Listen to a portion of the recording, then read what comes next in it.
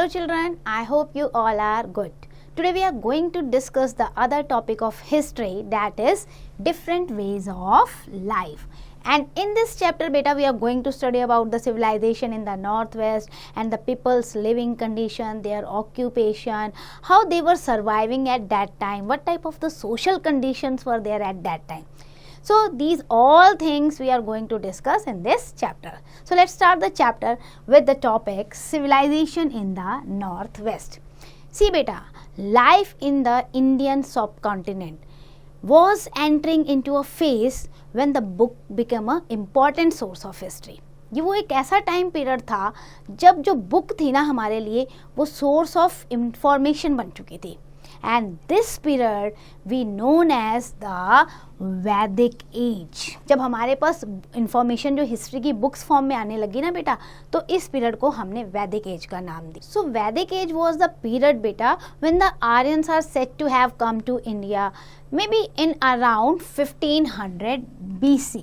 अब when I am talking about 1500 BC बेटा, तो आपको पता होना चाहिए कि हम ये ज़ीरो है और ज़ीरो से भी 1500 ईयर्स पहले जा रहे हैं. ओके यहाँ पर तो आपका 1500 जब आप लिख रहे हो 1500, so this is BC, before Christian era. Okay so that is so ऐसा माना जाता है कि इस टाइम पीरियड पे आर्यंस जो है वो भारत में आने लग गए थे, बट एक्यूरेट ये इंफॉर्मेशन नहीं है. This is just an estimation. So the time when the Harappan civilisation started to decline, क्योंकि ये कहा गया था ना कि हड़प्पन सिविलाइजेशन के बहुत सारे रीज़न हो सकते हैं, हमारे पास एक्यूरेट रीज़न नहीं है कि हड़प्पन सिविलाइजेशन का अंत कैसे हुआ था. But after Harappan civilisation declination the Aryan started to flourish.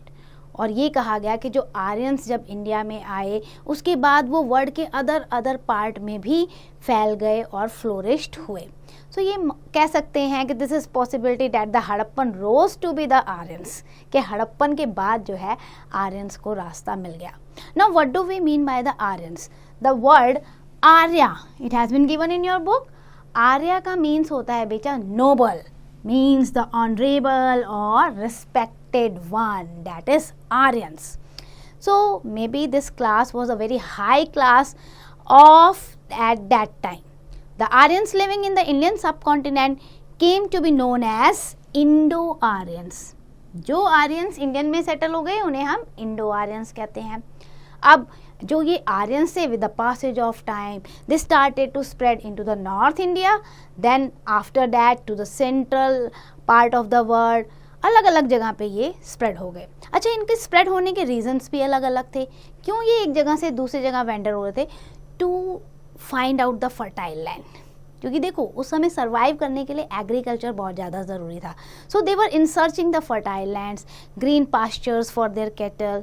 और इस तरीके से जहाँ जहाँ उन्हें ये चीज़ें मिलती गई they started to settle there.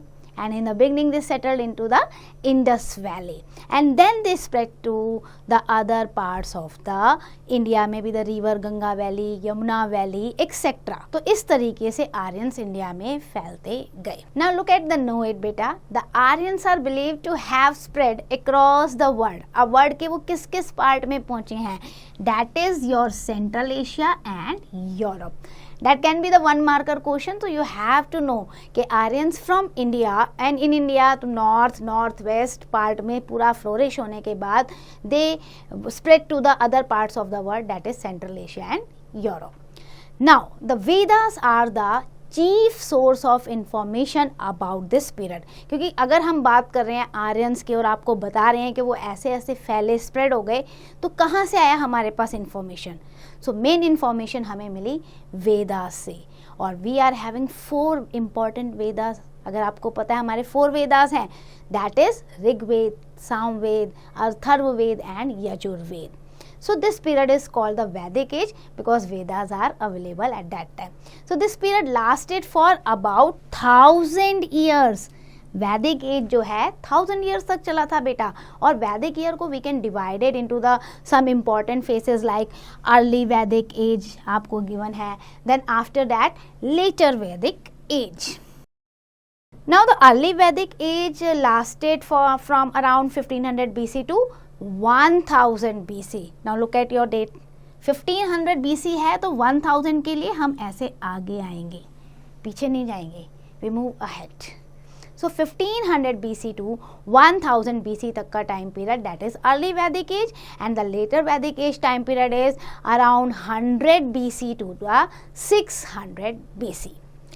Now the Vedas have been the integral part of India. Ancient time से और आज भी देखो बेटा वेदास की बहुत बहुत इम्पॉर्टेंट है, और ये चारों के चारों वेदास जो हैं अपने आप में वंडरफुल इंफॉर्मेशन रिवील करते हैं about the rituals, tradition, custom, religious life of the people. और हमारा जो ऋग्वेदा है ना, 4 वेदास में ऋग्वेदा जो है वो सबसे ओल्डेस्ट वेदा माना गया है. और ओल्डेस्ट वेदा आपको मैं बताऊं, ऋग्वेदा में बेटा 1028 हिम्स हैं, इतने मतलब उसमें लिखे गए हैं श्लोक और भजन. 1028, one of the oldest. The Hindu believe that Vedas were written by no human being. Maybe mythologically, it is assumed that it was written down in about 1000 BC prior to it. वो ये कहते हैं बहुत पहले ये लिखे गए होंगे, 1000 BC से भी पहले लिखे गए होंगे. It was in oral form, then gradually with the passage of time, transmitted from one generation to another, from mouth to mouth, word to word. जो ऋषिज होते थे ना, पहले के सेजेस होते थे, हमारे ऋषि मुनि, बड़े बड़े तपस्वी जो होते थे, वो इन वेदास को जो है ओरल ट्रेडिशन के फॉर्म में, मतलब बोल बोल के, गा गा के बच्चों को, अदर जनरेशन को पास करते थे, उन्हें समझाते थे उसमें क्या लिखा हुआ है. और ये सारे 1028 हिम्स जो हैं they are in the praise of gods and goddesses. किसी न किसी नेचुरल गॉड की पूजा और उनकी अर्चना में ये लिखे गए हैं. And more over it deals with all aspects of the life. So one of the important source of information is the Rig Veda. अब chief source of information for the later वैदिक एज अगर हम देखते हैं तो उसमें 4 वेदास तो हमारे हैं ही हैं, ये हमारी चीफ सोर्स ऑफ इंफॉर्मेशन है. नॉट ओनली ऋग्वेदा, सामवेदा, यजुर्वेदा, अथर्ववेदा, मतलब किसी में म्यूजिक के बारे में दिया हुआ है, किसी में एडमिनिस्ट्रेशन सोर्सेज के बारे में दिया हुआ है. So Vedas reveal the lots of information for the different field of the life. Now see, in addition, क्योंकि वेदास तो हैं ही हमारे पास, क्या अदर सोर्स ऑफ इंफॉर्मेशन भी है? Yes, we are having the important text also like Brahmanas, Aranyakas, Upanishads, Puranas, et cetera. And moreover, we are having the holy books like Ramayana and Mahabharata, which remain the most important source of information for that period. So वैदिक as period के लिए हमारे पास बहुत सारे textual information है, book form में information given है. Now moving to the know it, the Vedas from the basis of the Hinduism. ऐसा माना जाता है कि इस धर्म हिंदुइज्म का जो बेस है that is Vedas. The Brahmanas are commentaries on the Vedas in prose. शुरू से ब्राह्मणास जो है वेदास में लिखे हुए जो प्रोज हैं, श्लोक हैं, उनको वो गाते रहते हैं, बताते रहते हैं. Aranyakas describe the code of conduct for the holy man. Aranyakas books अगर आप देखोगे ना, आर्यंकास हमने पहले पढ़ा था, तो उसमें मैन को कैसे रहना है, यानी कि ह्यूमन बीइंग को सोशल लाइफ कैसे कंडक्ट करनी है, सो उसके सारे मॉडल कोड ऑफ कंडक्ट दिए हुए हैं. मीन्स हमें एक अच्छा इंसान बनने के लिए किस तरीके से अच्छे कर्म करने चाहिए. The Upanishads led different theories of Indian philosophy. तो उपनिषद तो बहुत मतलब बड़ी बड़ी फिलॉसफीज, उसमें बड़े बड़े सोच और विचार को उसमें दिया गया है. Now let's discuss one case study from the northwest part of the India. Rig Veda is a major source of information for the Vedic period that we have discussed. Now it contains many hymns written in the dialogue form. It tells us about the life and the way of living. उस समय लोग कैसे रहते थे, क्या उनका lifestyle था, ये सब भी बताता है. और उस समय जितने भी बड़े बड़े ज्ञानी ऋषि मुनि होते थे, कहा जाता है कि वो तपस्या करते थे, जंगलों में रहते थे, मेडिटेशन करते थे, और वहाँ पे उन्होंने बड़े बड़े अपने आश्रम्स को बना रखा था. आश्रम जो होते थे वो बैंक ऑफ रिवर्स यानी कि नदी के किनारे इस्टेब्लिश होते थे. काउज हो गए, हॉर्सेज हो गए, they were considered valuable at that time. आज भी जैसे गौ माता की पूजा की जाती है ना, उस समय भी ये वैल्यूएबल और एक तरीके से पूजनीय पशु माने जाते थे. इवन हेम्स प्रेज दैम, बहुत सारे श्लोकों में इनकी पूजा की गई है, इनके बारे में बताया गया है. Even they were comparing them with the reverse also, कि एक नदी जैसे हमें बहुत मतलब कहते हैं लाइफ देती है ना, जान देती है, बहुत सारी चीज़ें देती हैं, वैसे ही गौ माता हमारे लिए बहुत कुछ करती है. So these all praising words had been given in the Rigveda. So Rigveda has hymns in the praise of river Ganga, Yamuna, Saraswati and the Indus. इन सभी नदियों के बारे में बहुत अच्छे से ऋग्वेदा में वर्णन किया गया है. Now Rigveda comments on the social and political aspects also. ऐसा नहीं है कि सिर्फ प्रेयर के बारे में बता दिया, वर्शिप के बारे में बता दिया, नहीं, सोशल लाइफ कैसी थी, पॉलिटिकल एस्पेक्ट्स कैसा होना चाहिए, इन सब के बारे में भी रिवील की गई है information. It says that the sons were very important as they were to carry on the family lineage. तो भैया पहले ऐसे होता था, आज भी मोस्टली ऐसे ही हो रहा है, क्योंकि क्या होता है, पैट्रिलिनेज सोसाइटी होती है जिसमें हम बेटा फादर का जो वंश होता है ना उसको आगे बढ़ाते हैं. सो पहले के टाइम पे और आज भी बहुत जगह ये माना जाता है कि जो बेटा है वो पूर्वजों को, उनकी जनरेशन को, उनके खानदान के नाम को आगे बढ़ाता है. The horses pulled chariot in the battles fought to expand the kingdoms. ये भी बताया जाता था कि जो हॉर्सेस चैरियट में लगे हुए हैं, चैरियट मतलब रथ होता था ना, सारथी चलाते थे और पीछे राजा लोग खड़े होके युद्ध करते थे, तो उस रथ में बहुत सारे घोड़े होते थे. तो वो जो घोड़े हैं उनकी भी इम्पॉर्टेंस है, क्योंकि वो घोड़े अच्छे तरीके से रथ को मतलब युद्ध भूमि से निकालते हुए अपने राजा को प्रॉपर पोजीशन दे रहे हैं लड़ने की, बचा रहे हैं. तो they help to expand the kingdom बढ़ेगा, आगे बढ़ेगा उनका राज्य. And some battles were fought over the water, cattle and other precious article. अच्छा, लड़ाई लड़ने के बहुत सारे कारण होते थे. युद्ध जो होता था, बैटल जो होती थी युद्ध भूमि पे, सिर्फ ये नहीं था कि सिर्फ एक्सपेंड ही करना है हमने, बहुत सारी चीज़ें. कई बार नदियों पे विवाद हो जाता था कि भैया ये वाटर या ये सोर्स ऑफ वाटर, ये नदी जो है हमारे हिस्से में आनी चाहिए, या उस ज़मीन पे इतने सारे कैटल हैं उन किंगडम्स के पास, तो वो कैटल्स हमारी जो है रिसोर्सेज बनने चाहिए. So there are so many reasons for the battles. लड़ाई के बहुत सारे कारण थे. The people taken prisoner were made slave who worked for their masters. तो ये भी होता था, जो प्रिजनर्स होते थे, कैदी जो होते थे, पकड़े जाते थे, बाद में उन्हें दासों की तरह बेच दिया जाता था, और वो स्लेव्स जो होते थे अपने मास्टर्स के लिए काम करते थे, उनकी आज्ञा मानते थे. तो इस तरीके से वैदिक एज में ये बताया गया कि सोशल लाइफ में और पॉलिटिकल लाइफ में वॉर भी होती थी, बैटल्स भी होती थी, और सोशल लाइफ में कैसे एनिमल्स की भी इम्पोर्टेंस थी, और अगर कोई प्रिजनर पकड़ा जा रहा है तो कैसे उसे आगे बेच दिया जाता था और वो मास्टर्स के लिए एज अ स्लेव काम करता था. So these was the social and political life. Now moving to the emergence of the Aryans. Aryans एकदम से कैसे आ गए? The Aryans initially lived in the Indus Valley. Presently जो आपका है ना पंजाब, वो वाला पंजाब मैं बात कर रही हूँ बेटा, जो पाकिस्तान और इंडिया दोनों में है. पाकिस्तान में भी एक पंजाब है, भारत का डिवीज़न हुआ ना, तो पंजाब का बहुत बड़ा हिस्सा पाकिस्तान में भी गया है. सो उस पंजाब के आसपास जो है, यानी कि इंडस वैली के आसपास आर्यन इनिशियली रहते थे.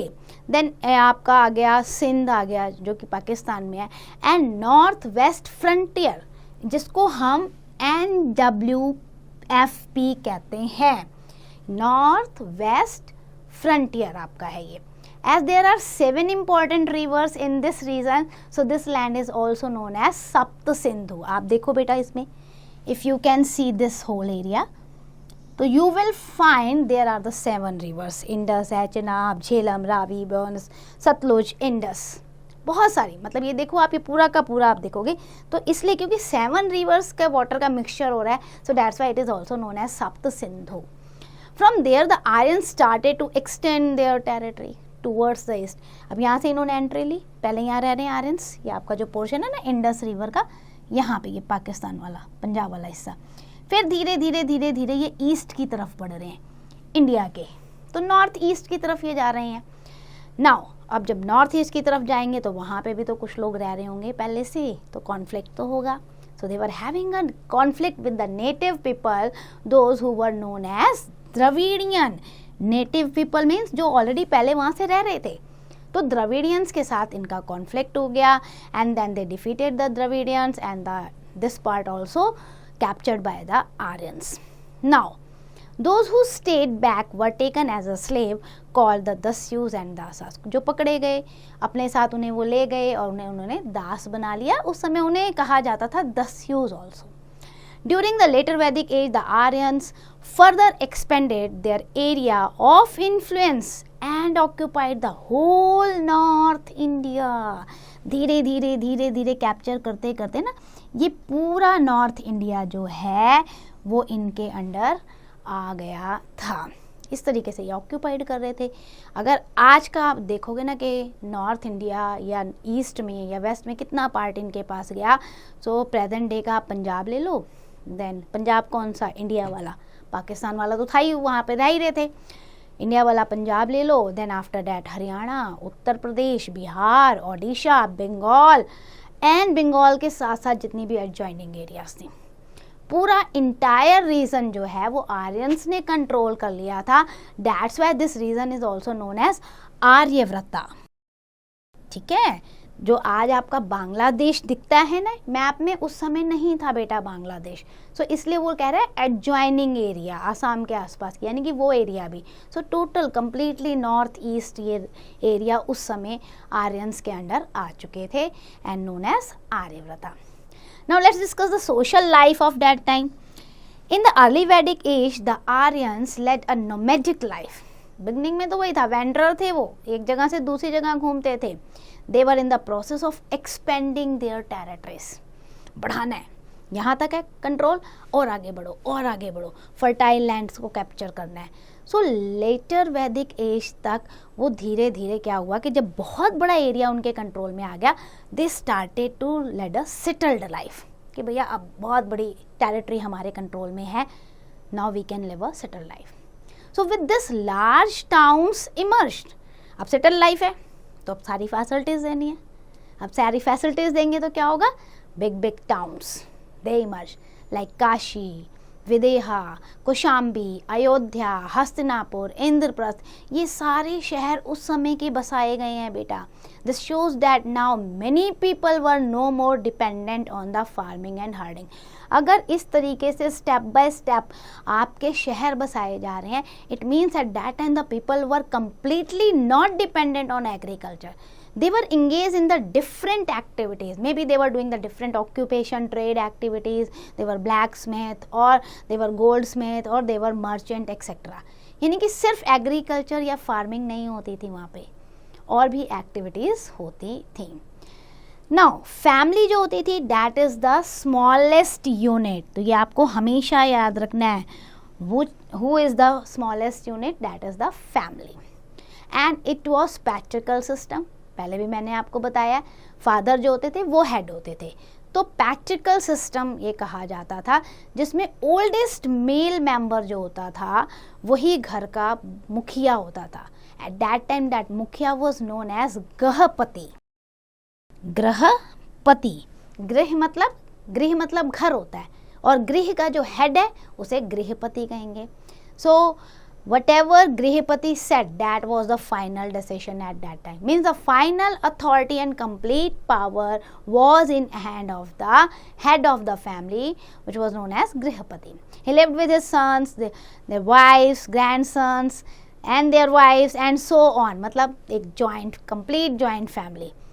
तो इस क्योंकि बहुत सारे लोग एक साथ रह रहे हैं, है ना, दादा हैं, दादी हैं, अंकल, आंटी, मम्मी, पापा, उनके बच्चे. तो complete joint family system. Then we can see this joint family system even today also, especially in the villages. As the family expanded ना, the entire village belonged to the same clan. कई बार तो ऐसा देखा गया था कि एक ही family में बहुत सारे लोग हो गए. तो जैसे जैसे पॉपुलेशन बढ़ रही थी तो ऐसा होता था सेम क्लैन, यानी कि सेम एंसेस्ट्री के लोग एक गाँव में रह रहे हैं.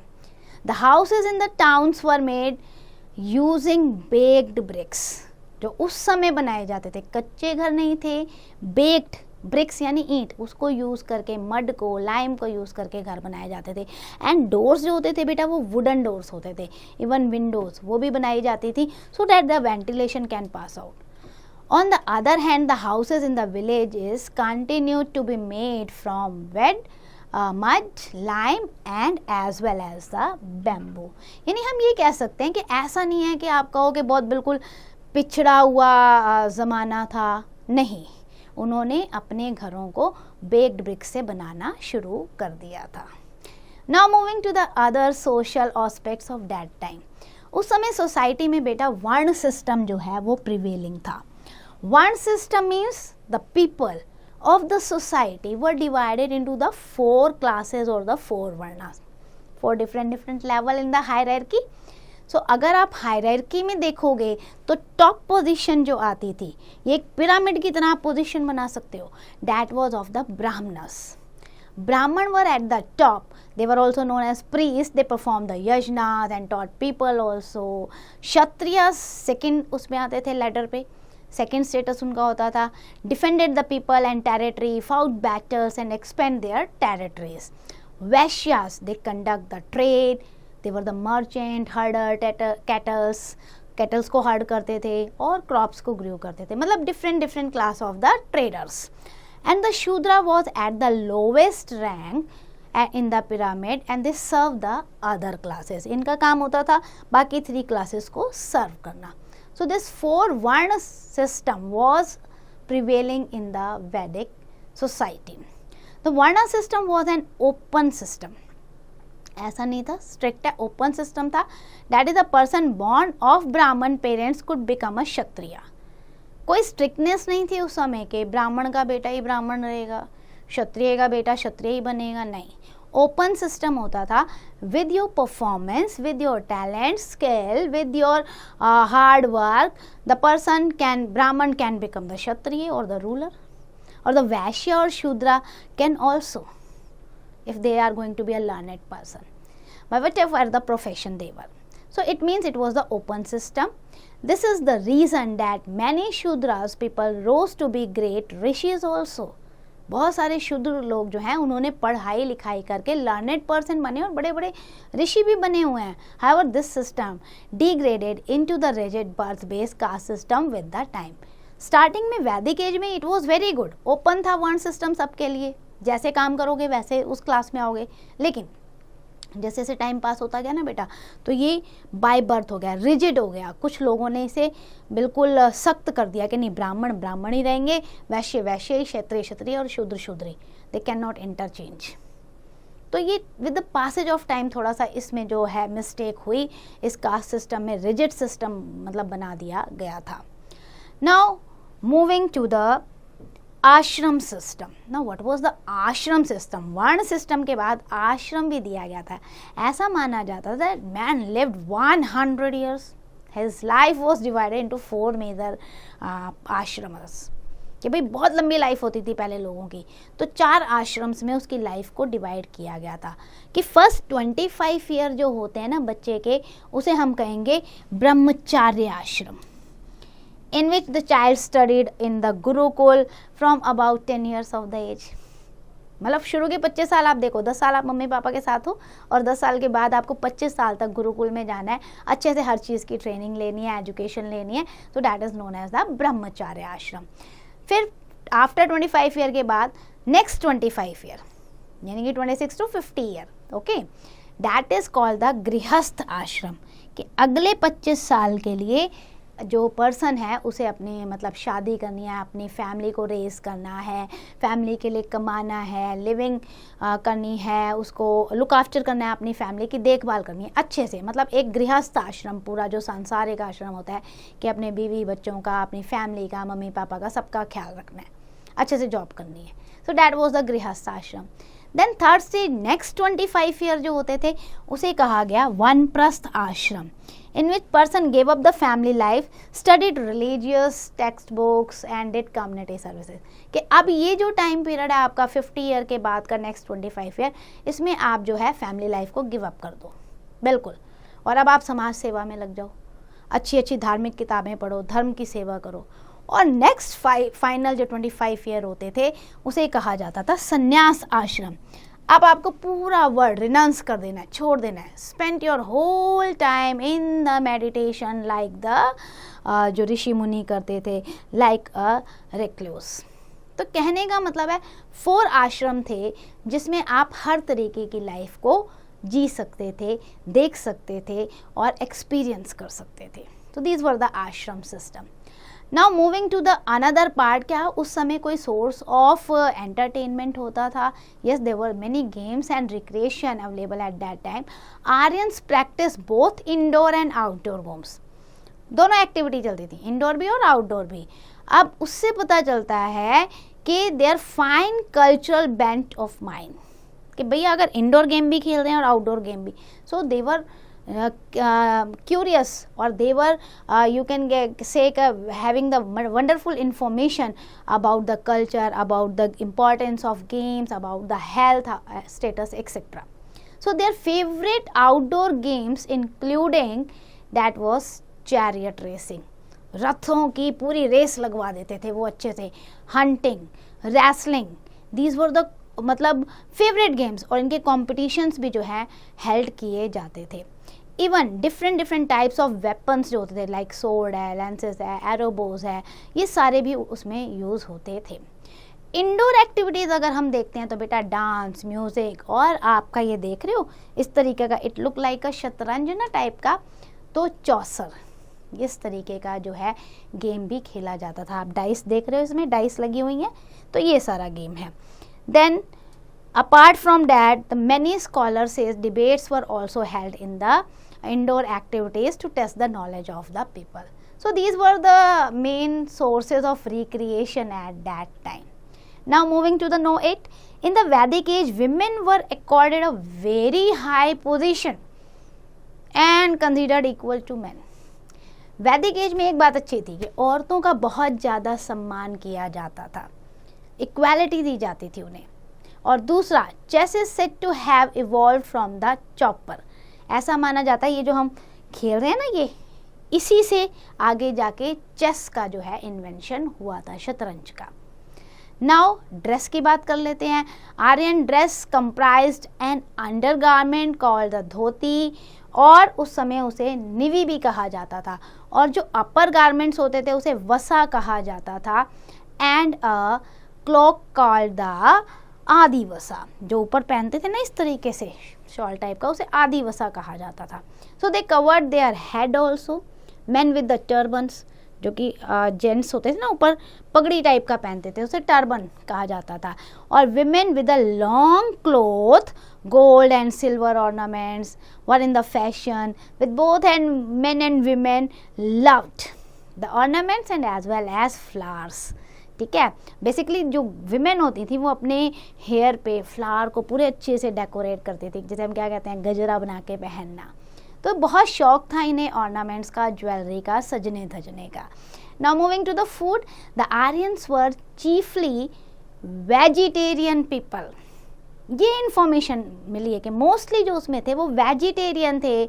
उनकी डाइट क्या होती थी उसमें, वो अनाज को सबसे ज़्यादा यूज़ करते थे, लाइक व्हीट हो गया, barley, rice, fruits, vegetable, honey, milk और मिल्क प्रोडक्ट्स. तो ये सारा शो करता है कि they were vegetarian. 2 types of the wine were also prevalent at that time, that was the Soma and Sura. ये 2 टाइप्स की वाइन्स थी. Soma was considered a good and noble, while Sura was considered as a evil. So now discuss the religious life of that time. The Varna and Ashram system was as per the religious edicts. बेटा आपको ये हमेशा ध्यान रखना है कि वैदिक as period ऐसा टाइम पीरियड था जिस समय आप रिलीजन को अपनी लाइफ से अलग नहीं कर सकते. दे स्ट्रिक्टली बिलीव इन रिलीजन, धर्म में बहुत विश्वास करते थे. आर्यंस का ये मानना था कि एक सुप्रीम गॉड है, और अगर हमें मुक्ति या मोक्ष की प्राप्ति करनी है तो हमें मेडिटेट करना पड़ेगा, उनका ध्यान लगाना पड़ेगा, उनके लिए पूजा करनी पड़ेगी. That's why they conduct the यज्ञ. यज्ञ करते हैं ना बड़े बड़े, जैसे आजकल हम हवन करते हैं, उस तरीके से वो यज्ञ परफॉर्म करते थे, जिसमें वो क्या करते थे. हम आज के टाइम पे अगर हम हवन करते हैं तो क्या करते हैं, स्वाहा इस तरीके से बोलते हैं ना हवन के टाइम पे. तो that oblations were paid to lord Indra, rain god माने जाते थे.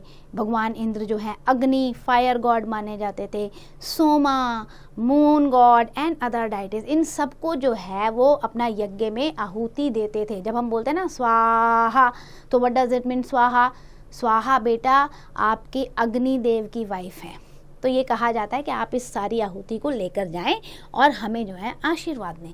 सो इस तरीके के जो ट्रेडिशन, जो रिचुअल्स होते थे वो उस समय परफॉर्म किए जाते थे।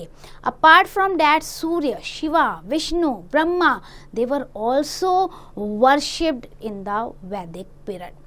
During the early Vedic age the Aryans were chiefly nomadic. मैंने आपको पहले भी बताया था कि स्टार्टिंग में तो वो वेंडरर ही थे, तो इतना ज़्यादा उन्होंने टेम्पल्स को बनाया नहीं था। But when they started to led a settle life ना लेटर वैदिक एज में, तब उन्होंने बहुत सारे टेम्पल्स का कंस्ट्रक्शन किया था और बार बार लोगों को समझाया कि भाई अगर मुक्ति चाहिए, मोक्ष चाहिए, तो भक्ति मार्ग को अपनाइए आप।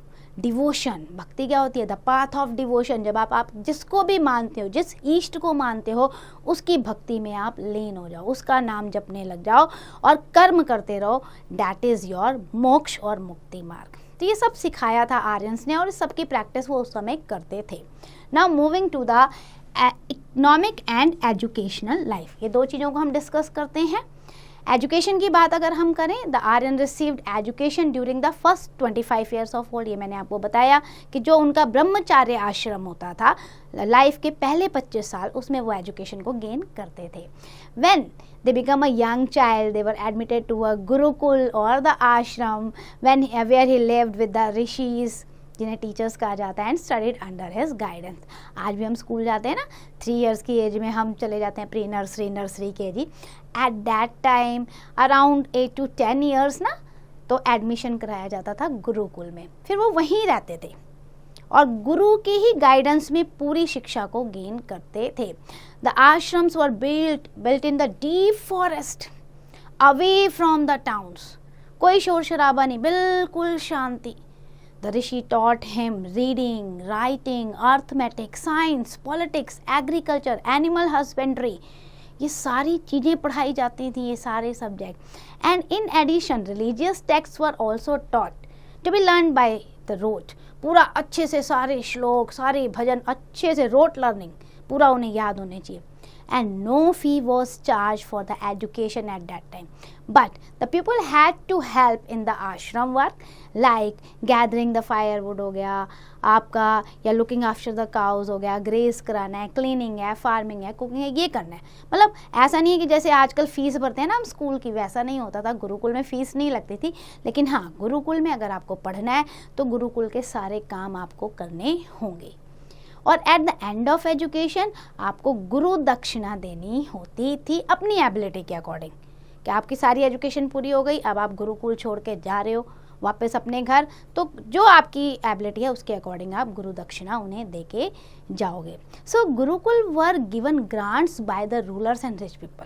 देखो गुरुकुल चलाना तो है ही भाई, इतने सारे शिष्यों को खाना कैसे मिलेगा, ऋषि मुनियों का काम कैसे चलेगा? तो जो रूलर्स होते थे, बड़े बड़े अमीर लोग होते थे, वो गुरुकुल्स को ग्रांट्स देते थे। इकोनॉमिक लाइफ की बात करें बेटा, तो एग्रीकल्चर और एनिमल हस्बेंड्री ये तो मेन ऑक्यूपेशन थे ही आर्यंस के। बहुत सारी क्रॉप्स को वो ग्रो करते थे। वीट हो गया, बार्ले है, राइस है, मिलेट, कॉटन, ऑयल सीड, मतलब फार्मिंग परफेक्शन में हो रही थी। अपार्ट फ्रॉम डैट फ्रूट्स और वेजिटेबल को भी वो ग्रो कर रहे थे। कैटल उन्होंने बहुत ज़्यादा पाल रखे थे मिल्क और मिल्क प्रोडक्ट के लिए। तो ये सब उनकी लाइफ का पार्ट थे और इसके सरप्लस को वो सेल भी करते थे। They domesticated the cow, sheep, oxen, goat, dogs, horses et cetera. तो इस तरीके, लेकिन गाय जो इसमें काव है ना बेटा, उन्हें एक कहते हैं ना सेक्रेट, पवित्र प्लेस, यानी कि उन्हें पूजा जाता था, एक ऑनर दिया जाता था, इसलिए उनकी जगह भी अलग से रखी जाती थी जहाँ उन्हें कोई आसानी से हर्ट ना कर जाए। गाय को माँ की तरह पूजा जाता था। Other important occupations included, weaving होती थी उस समय, स्पिनिंग हो गई, पॉटरी मेकिंग, बर्तन बनाना हो गया, कारपेंट्री है, मेटल वर्क का काम करें। तो कहने का मतलब है अलग अलग टास्क भी परफॉर्म किए जाते थे। और जब आयरन की डिस्कवरी हो गई, so that was an important metal to make the different types of tools and weapons. क्योंकि आयरन से तो भैया बनाओ, स्पीयर भी बनाओ, एरो हेड भी बनाओ, बहुत सारी चीज़ें जो है बनने लग गई थी।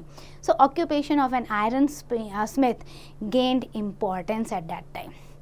Then when the town expanded during the later वैदिक एज ना, trade flourished a lot, both long distance trade, sea trade have been mentioned in the Vedas. इसका मतलब उस समय वो समुद्री यात्रा भी करते थे। voyages means they are moving to the other parts of the country through the sea routes and long distance land route से भी वो ट्रेड करते थे। that has been mentioned in the Vedas. और people knew about the other civilization also, they learned the new trade also, cutting कैसे करनी है, jewellery कैसे बनानी है, डाइंग वगैरह, ये सारे वर्क उन्होंने अदर सिविलाइजेशन से भी सीखे हैं। And gradually barter system practised होने लग गया। When I am talking about the barter system, मतलब कि आप एक्सचेंज कर रहे हो बेटा। आज के टाइम पे क्या है, आप कॉइन दे देते हो, आपके पास करेंसी है, आप नोट देते हो या प्लास्टिक मनी, क्रेडिट कार्ड वगैरह को यूज़ करते हो, है ना, ऑनलाइन पेमेंट करते हो। बट उस समय बार्टर सिस्टम चलता था। बार्टर सिस्टम का मतलब क्या होता है कि मान लो मेरे पास व्हीट है, ठीक है, मैं मार्केट में गई and I need a rice, तो I was asking in the market, बहुत सारे लोग सेल कर रहे हैं, anybody is having a rice, उसके पास राइस है। मैंने उससे पूछा आप मुझे राइस दे देंगे? उसने बोला हाँ दे दूंगा। तो मैंने बोला ठीक है, राइस के बदले मैं आपको व्हीट दे रही हूँ। और अगर वो मना कर देगा नहीं मुझे व्हीट तो नहीं चाहिए, मुझे तो पल्सेस चाहिए, दालें चाहिए, तो फिर तो नहीं हो पाएगा एक्सचेंज। यानी डबल कोइंसिडेंस ऑफ बॉन्ड्स होना चाहिए, जो मुझे चाहिए वो उसके पास हो और जो उसे चाहिए वो मेरे पास हो, तभी एक्सचेंज होता था। यानी वस्तु विनिमय, थिंग्स टू थिंग्स। उस समय कोई करेंसी नहीं होती थी, तो when things were exchange in the trade, that is known as barter system. और फिर धीरे धीरे तो कॉइन्स डेवलप्ड हो गए थे। After the economic life, now I am going to discuss the political life of that time. Aryan settle down during the later वैदिक age. At first they organise themself into the small tribes. छोटे छोटे झुंड उन्होंने tribes अपनी बनानी शुरू कर दी under the command of a rajan. और अब राजन कौन होता था, मान लो ये ग्रुप है तो उसका ब्रेव और इंटेलिजेंट पर्सन होता था। But with the time the post became the hereditary. अब स्टार्टिंग में तो ये हुआ कि जो ब्रेव पर्सन है, जो इंटेलिजेंट है, इंटेलेक्चुअल है, उसको उन्होंने बना दिया अपना हेड, राजन कह दिया। लेकिन ग्रेजुअली क्या हुआ, हेरिडेटरी हो गया, फिर उसी का बेटा, उसी का बेटा, उसी का बेटा, means the post transfer from that one family to the same member of the family, generation to generation. तो दैट इज हायरार्की हो गई, हेरिडेटरी हो गया। He form the popular assemblies, सभा बनानी शुरू करी, समिति बनानी शुरू की। सभा क्या होती थी, जनरल असेंबली होती थी, which all grown up people attended, कि भैया आज सभा बुलाई गई है, तो जितने भी यंग लोग होते थे वो सारे अटेंड करते थे। समिति was the assembly of the Elder, समिति में सारे एल्डर लोग होते थे, वो आके अटेंड करते थे। Ruler also appointed the minister to help him.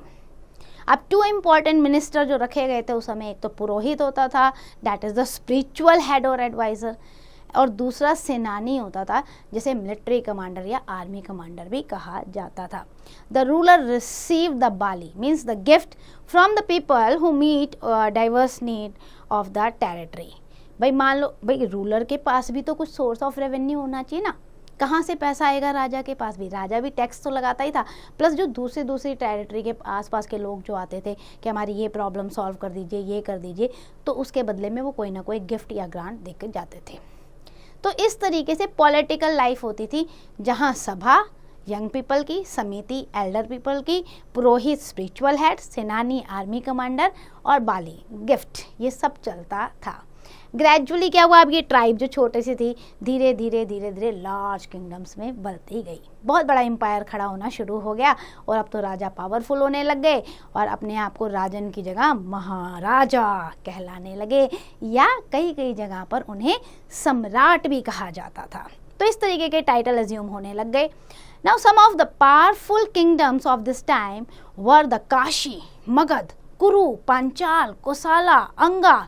उस समय पर इन्हें महाजनपद, और फिर धीरे धीरे ये बड़े बड़े किंगडम्स में एक्सपेंड हो गए। Kings often fought with each other to expand their territories, आपस में लड़ रहे हैं कि भैया हमारी एरिया बढ़ जाए। So rulers maintain the large armies to protect their territory and to conquest the other territories also. So इस आर्मी में आपके मतलब राजा जो होता था उसके पास एलिफेंट हो गए, फुट सोल्जर्स हो गए, हॉर्स राइडर, सब कुछ होते थे।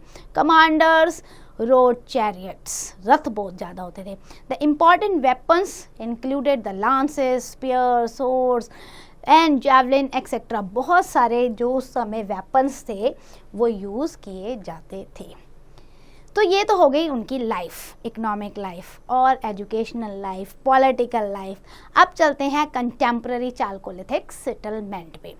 देखो बेटा, सिविलाइजेशन जो है it did not evolve at the same pace. ये कई बार मैं आपको बोल चुकी हूँ कि एक पेस पे हर जगह डेवलपमेंट नहीं होती कि यहाँ भी हो गया, अच्छा वहाँ भी हो गया, वहाँ भी हो गया। अगर मैं कह रही हूँ तो नहीं, every place is having the different pace of development, different rate of development.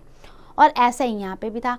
In north India the Deccan was still undergoing to the chalcolithic age and the Chalcolithic age lasted from 4000 BC to 2000 BC, but in Deccan it continued right until the 1000 BC. North India में हम Chalcolithic as से आगे बढ़ रहे हैं, लेकिन आपका डक्कन में देखो वो अभी 1000 BC तक चल रहा था। So excavation has revealed the different features of Harappan and Chalcolithic civilization. यानी अभी कुछ कुछ जगह पे यही चीज़ें हमें देखने को मिल रही है और कुछ जगह में हम चालकोलिथिक सेटलमेंट के अंदर आ चुके हैं। अब दोनों में डिफरेंस क्या है? हड़प्पन सेटलमेंट जो थी वो अर्बनाइज थी, कहते हैं एडवांस टेक्नोलॉजी उस समय यूज़ हुई थी। चालकोलिथिक सेटलमेंट जो था वो रूरल वन था। हड़प्पन डिस्कवरी जो कहा जाता है, उन्होंने कॉपर को सबसे पहले डिस्कवर किया और उन्होंने अलॉय यानी कि ब्रॉन्ज को बनाना शुरू किया। ब्रॉन्ज कैसे बनता है? कॉपर और जिंक को जब हम मिक्स करते हैं तो ये अलॉय बनता है, that is bronze. Chalcolithic people ने जो है आयरन को डिस्कवर किया, मतलब ये कॉपर को डिस्कवर कर रहे हैं और जिंक बनाना सीख गए हैं और उन्होंने आयरन को डिस्कवर किया। हड़प्पन जो हैं वो डोमेस्टिक एनिमल्स को यूटिलाइज करते थे फॉर डिफरेंट टास्क, और चालकोलिथिक पीपल जो हैं वो बेसिकली स्टोन एक्टिविटीज़ ज़्यादा करते थे। तो these were the differences that we found through the artefacts during the excavation. अब आप इंडिया का मैप देखो, आपको यहाँ पे डिफरेंट चालकोलिथिक साइट्स आपको बताई गई हैं कौन कौन सी हैं। जो आपका ये वायलेट रेड कलर का है, these are the chalcolithic site and green colour shows the megalithic sites. You can see, आपको यहाँ पे दिया हुआ पूरा नॉर्थ ईस्ट तक आप देख सकते हो। There are so many chalcolithic site we found in the India. Now case study आती है, ढक्कन की कर लेते हैं। अभी तक हमने नॉर्थ वेस्ट की थी। तो chalcolithic site have been mainly found in the Deccan. Deccan मतलब आपका इंडिया का जो नीचे का पोर्शन है ना वो। इम्पॉर्टेंट फीचर अगर हम देखें इस साइट्स के, सो बरियल ग्राउंड, सबसे ज़्यादा हमें इंफॉर्मेशन बरियल से मिली है। बरियल्स मतलब जहाँ पे डेड बॉडी को दफनाया जाता था। तो बरियल ग्राउंड्स को उस समय मेगालिथ कहते थे। मेगा मीन्स बड़ा, लार्ज, और लिथ मतलब stone, so large stone. The Chalcolithic burial site have been marked by a large stones. When the North India witnessed the Vedic age, Deccan around 3000 years ago, the Chalcolithic sites saw a practice of marking burial sites with the megalith. मतलब north India में वैदिक as चल रहा है, तो डक्कन में अभी Chalcolithic as का ही मतलब स्टार्टिंग और एंडिंग पोजीशन पे आ रहा है। अब यहाँ पे अगर आप देखोगे तो जितना भी हमने बरियल साइट्स को देखा है तो वहाँ पे बड़े बड़े पत्थर मिले हैं and this site tell us about the people inhabiting these places. Several of these features are quite common. हालांकि देखो रहने सहने का ढंग तो बहुत सारा कॉमन ही मिल रहा है यहाँ पर, बट जो आपको अलग से दिया गया है थोड़ा सा, वो एग्जाम्पल ये दिया है कि black and red ware pottery that we have found with. ये देखो, ये आप देखोगे इस तरीके की पॉटरी हमें बहुत ज़्यादा एक्सकेवेशन के टाइम पर मिली है। और ये भी हमने देखा है कि ये पॉटरी जो है जो डेड बॉडी थी उनके साथ बरेड की गई है। Stones and gold ornaments, tools, weapons for also buried. मतलब स्टोन के भी हैं, गोल्ड के भी हैं, सिल्वर के भी। ऑर्नामेंट उस समय डेड बॉडी के साथ रखे गए हैं फॉर द ये मान के कि रीबर्थ होगा तो उसे दोबारा इन चीज़ों की ज़रूरत हो सकती है। Then a burial site at the Brahmagiri was found with the conch shell, copper, bangles, stones and gold. आप सोचो, एक साइड पे तो हमें ऐसा भी मिला है कि बैंगल्स भी मिल रही हैं, स्टोन भी मिल रही हैं, गोल्ड बीड्स भी मिल रहे हैं, विच clearly marks the importance of the dead person. कितनी इम्पोर्टेंस उस बंदे की रही होगी कि उसकी इतनी वैल्यूएबल थिंग्स भी उन्होंने उसके साथ दफना दी, खुद नहीं रखी हैं। तो इस तरीके से हमें उस समय की सोशल लाइफ के बारे में समझ में आता है। और कुछ के पास हमें जो है सिर्फ अर्दन पॉट टाइप के मिले, मिट्टी के बर्तन मिले हैं, तो उससे ये पता चल रहा है कि भाई वो उसका इकोनॉमिक स्टेटस ज़्यादा रिच नहीं रहा होगा, उसके पास पैसे ज़्यादा नहीं रहे होंगे, गरीब होगा। और जिसके साथ हमें गोल्ड कॉपर सब कुछ मिल रहा है तो भाई वो अमीर घर का होगा। At the some side family burials were discovered, this means a deep and wide pit with the person and his relative buried along the side in the same pit। और ऐसा भी देखने को मिला है ब्रह्मगिरी साइट्स में कि जैसे एक पर्सन की है ग्रेव, बरियल साइट है, दफना दिया उसे, उसके साथ दूसरी है, तो ऐसा माना जाता है चिपकी हुई है तो भाई ये उसके रिलेटिव रहे होंगे, इसलिए उसके साथ ही उनको दफना दिया गया है। तो ऐसा हम बरियल्स को स्टडी करके इस तरीके के इंफॉर्मेशन को रिवील करते हैं। The approach to these burial pits was through potholes, some stone circles or the boulders mark the burial spot also। बड़े बड़े पत्थर हैं, तो आप जब ऐसे ऐसे पत्थर फिर ऐसे रखे हुए पत्थर दिखता था ना, तो उसकी खुदाई करती थी कि ये मेगालिथ है, यहाँ हमें कुछ ना कुछ मिलेगा। ऐसी एक साइट हमें इनाम गांव में भी मिली, बरियल साइट्स वहाँ पर भी हैं। They were located houses themselves, the dead bodies had their heads towards the north, food and water were kept in vessels near the dead body. मतलब जो डेड बॉडी दफनाई गई है, बरियल्स को पिट में रखा गया, बरी किया गया, तो उसमें ये दिख रहा है कि जो हेड है बंदे का वो नॉर्थ साइड में है और उसके साथ उसकी खाने पीने की चीज़ें हैं। तो ये सारा हम मतलब उसको देख के हिस्टोरियंस अपने कंक्लूजन पर आते हैं। May be they thought that the dead might need them during the onward journey. भाई अगर खाना भी रखा है, उसके बर्तन भी रखे हैं, तो ये सारी चीज़ें उसे नेक्स्ट लाइफ की जर्नी में ज़रूरत पड़ेंगी। Now moving to the social life. Social life अगर आप देखोगे, the important one of them have been excavated at the Prakash Tapi valley, then उसके बाद आपका दायमाबाद गोदावरी वैली एंड इनाम गांव डेट इज़ भीमा वैली। यहाँ पर हमें सोशल लाइफ के बारे में पता चलता है और ये अराउंड 1500 BC का रहा होगा। These sites were self sufficient villages, population इनकी करीबन 1000 लोग रहते होंगे उस समय। And the people created the unique style of painting pottery eight that time, made the tools और ऑर्नामेंट्स ऑल्सो। और साइड से जितने भी हमें आर्टिफैक्ट्स मिले हैं और रिमेन्स मिले हैं वो ये रिवील करते हैं that people at that time were farmers, hunter, fisherman etcetera, ये रहे होंगे। The people lived in the rectangular houses, क्योंकि जितना एक्सकवेट किया है वो रेक्टेंगुलर हाउसेज हैं, having wattle and daub walls etcetera. Thatch was use to make the roof, आपका होता है ना सूखी घास टाइप का होता है, उसको यूज़ किया जाता था। ग्रेन जो है ग्रेनरी में स्टोर किए जाते थे, इस तरीके से बनाया जाता था, बड़े बड़े पिट्स, उसमें ग्रेन्स को रख दिया जाता था। So people fed on the barley, wheat, lentils, peas, gram, इन सब चीज़ों को, ग्रेन्स को वो यूज़ करते थे। ट्रेड और इकोनॉमिक लाइफ की बात अगर हम करें, so the village was surrounded by the fortification wall. मतलब जैसे आजकल आपके फ्लैट्स होते हैं ना बेटा, तो फ्लैट्स के चारों तरफ क्या होता है, बाउंड्री होती है। सेम ऐसे ही उस समय गांव के चारों तरफ बाउंड्री होती थी, उसे कहते हैं फोर्टिफिकेशन होना।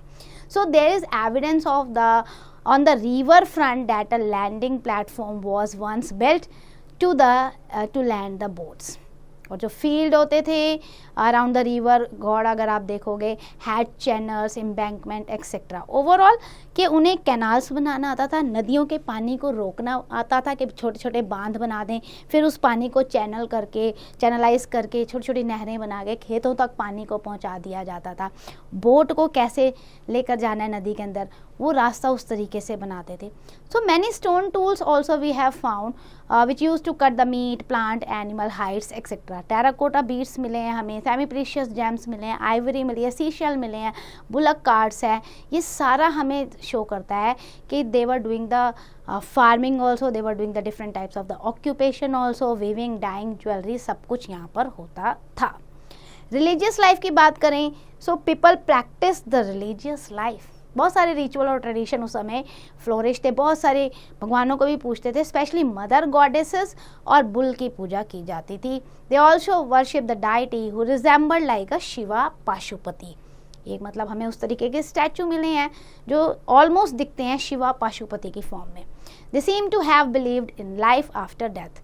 उनकी भी ये सोच थी कि भाई रीबर्थ होता है, मरने के बाद दोबारा ज़िंदगी होती है, पुनर्जन्म होता है, इसलिए वो बरियल्स में बहुत सारे सामान को रखते थे। तो ये थी उनकी religious life. So I hope you understand each and every concept. Let's do the quick revision of this chapter. What we have discussed? We have discussed that the Rig Veda is the chief source of information for the early Vedic age. तो उससे हमें पता चलता है। Apart from that later वैदिक age अभी है यहाँ पे। आर्यंस जो हैं वो north west to north India तक पूरा स्प्रेड हो गए थे। Then we have also discuss that society was divided into the 4 varnas, Brahmin, Kshatriya, Vaishya and Shudra, and period of life was also divided into the 4 ashram, that was brahmacharya, grihast, vanprasth and then sannyasa. Performance of yajna was also the chief form of worship. यज्ञ करते थे लोग पूजा पाठ के लिए, और letter वैदिक age में टेम्पल्स को कंस्ट्रक्ट किया गया, ये भी हमने डिस्कस किया था। Then we have discuss that Aryan communities gradually transformed into the powerful kingdoms. बड़े बड़े किंगडम्स इन्होंने बनाने शुरू कर दिए थे। और चालकोलिथिक एज जो है दक्कन में 1000 BC तक प्रिवेलिंग थी, क्योंकि वहाँ में बड़े बड़े मेगालिथ मिले हैं ब्यूरियल साइट्स पे, और चालकोलिथिक पीपल जो है फार्मिंग, हर्डिंग, हंटिंग, फिशिंग ये सब करते थे। So these all things we have discussed in this chapter. So I hope you understand all the concept. Please do the exercise carefully.